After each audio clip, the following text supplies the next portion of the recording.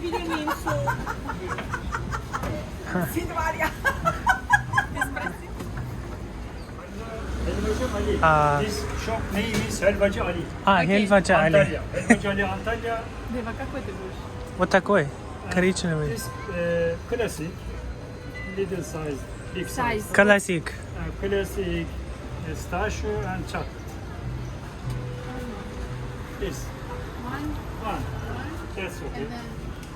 One. Come on. That's okay. Sitting, please come in.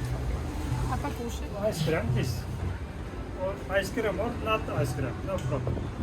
Yeşilin çay? Yeşil çay Yeşil var. çay. Zeytin. Çay.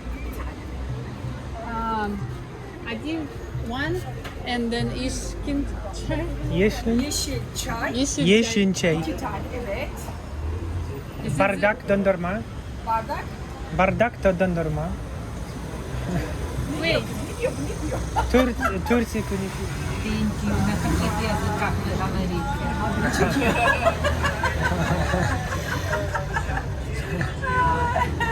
Afiyet olsun. Merhaba. Merhaba. Canımsın benim. Турецкое мороженое с халвой. Какая-то халва. А вообще мы сидим где? В турецкой чайхане.